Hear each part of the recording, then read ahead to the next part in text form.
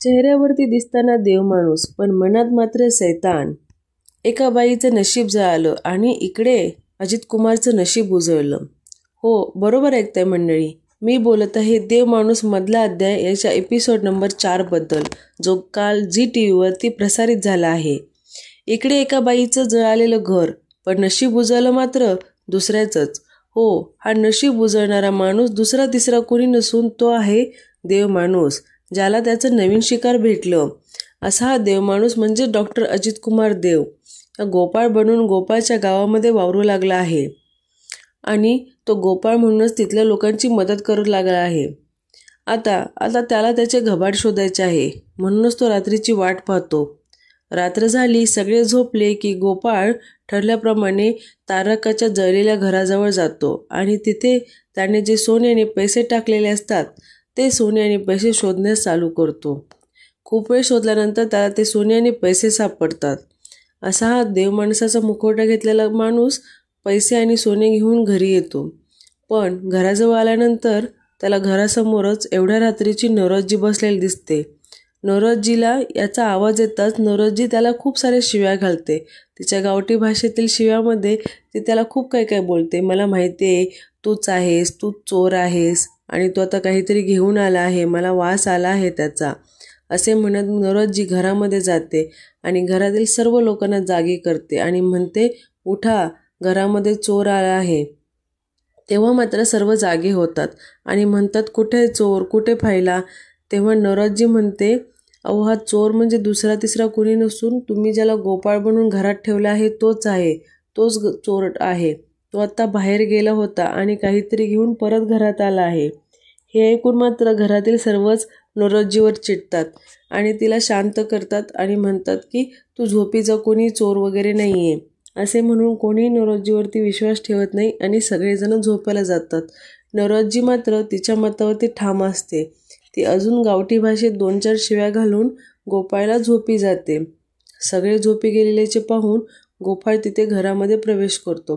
तेव्हा गोपाळ म्हणतो की एकदा का कातरवाडीतील सोने आणि पैसे भेटले की या नवरोजीला मी सोडणार नाही. सरोजीला सोडून जी चूक मी केली ती या नवरोजीच्या बाबतीत मी कधीच करणार नाही, असे म्हणतो आणि गोपाळ झोपी जातो. दुसऱ्या दिवशी सकाळी सगळे गावकरी आप्पांच्याकडे पैसे मागण्यासाठी येतात. तेव्हा म्हणतात की गावकरी बोलतात की तारकाला आम्ही घर बांधून द्यायचं ठरवलेलं आहे. तिचे घर जळाले आहे, त्याच्यासाठी आम्ही पैसे सर्व गावकड्याकडून गोळा करून तिला घर बांधून देणार आहे. पण इथे मात्र आप्पा पैसे देण्यास साफ नकार देतात. आप्पा म्हणतात, पैसे काय, इथे पाणीही भेटणार नाही, तुम्ही जावा इथून. पण तेवढ्यात गोपाळ तिथे येतो आणि गोपाळ म्हणतो, थांबा, मी देतो पैसे. गोपाळ तारकाला 50,000ची मदत करतो. यामुळे गावकऱ्यांच्या मनामध्ये परत एकदा तो देवमाणूस झाला आहे. त्याच्या बहुरूपाला गावकरी फसतात आणि त्याला देवमाणूस म्हणून घेऊन नाचू लागतात आणि म्हणतात, देव माणसाचा जिंदाबाद, देव माणसाचा जिंदाबाद. तेव्हा नवरोजी तिथे येते. नवरोजी म्हणते, नाही, त्याचा मुर्दाबाद म्हणा. हे पैसे तुम्हाला काय माहिती त्याचेच आहेत का काल तारकाच्या घरात त्याने चोरून तारकाला परत दिले आहेत. यावेळी मात्र देवमाणूस म्हणजेच गोपाळ थोडा घाबरून जातो. पण गावकरी मंडळी आणि घरातील लोक नवरोजीला शांत करतात आणि तिथून निघून जातात. त्याच्यानंतर अजित कुमार म्हणजेच गोपाळ हा विचार करतो की असे पैसे संपून मला चालणार नाही. अजून मला कातरवाडीतील सोने आणि पैसे भेटलेले नाही आहे. यासाठी मला काहीतरी नवीन सावज शोधावे लागेल. आणि काय करावे लागेल त्यासाठी बरं, असा विचार करत असतानाच त्याच्या शैतानी डोक्यात एक नवीन कल्पना येते. ते म्हणजे दुकान.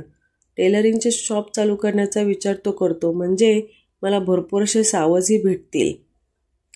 इकडे गोपाळला आप्पा विचारतात की तुझ्याकडे एवढे पैसे आहेत तर ते पैसे माझ्याकडे ठेवायला दे. तेव्हा गोपाळ आप्पांना सांगतो की नाही, मला त्यातून दुकान चालू करायचे आहे. तेव्हा आप्पा विचारतात त्याला, कशाचे दुकान. तेव्हा तो आप्पांना सांगतो की टेलरिंगचे दुकान चालू करणार आहे. तेव्हा आप्पा त्याच्यावर खूप भडकतात.